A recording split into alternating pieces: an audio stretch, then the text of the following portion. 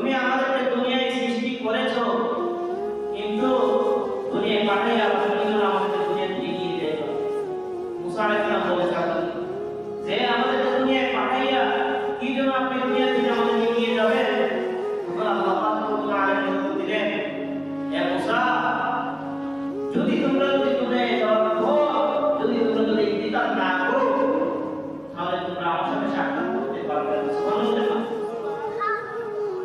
তারপর দ্বিতীয় নাম্বার, মুসা আলাইহিস সালাম আল্লাহকে ডাকিয়ে বলতেছে, আল্লাহ, আমাদেরকে সৃষ্টি করেছো, আমাদেরকে রূপ দিনা কেন দাও, আমাদেরকে অসুস্থ কেন বানাও?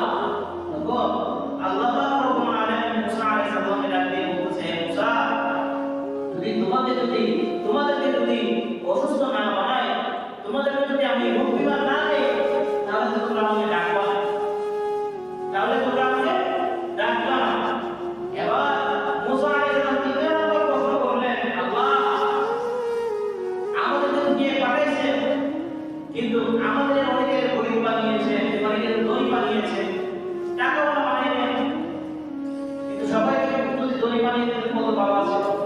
তখন মুসা আলাইহিস সালামকে আল্লাহ ডাকতে বলতেছে, হে মুসা, যদি সবাইকে যদি ধনী বানিয়ে দিতাম, সবাইকে যদি টাকাওয়ালা বানিয়ে দিতাম, সবাইকে যদি গাড়িওয়ালা বানিয়ে দিতাম, তাহলে আমাকে কেউ শুকরিয়া আদায় করতেন না।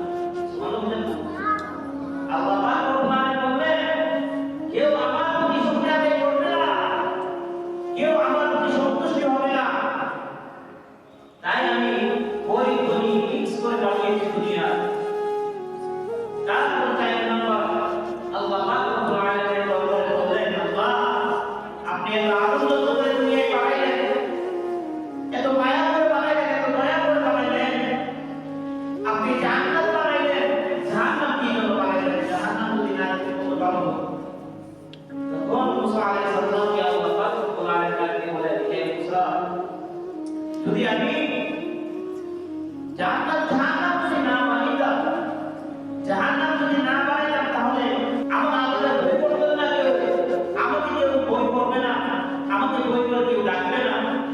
মুসা আলাইহিস সালাম আল্লাহ পাক রব্বুল আলামিনের কাছে এই চারটা জিনিস জিজ্ঞাসা করেছেন।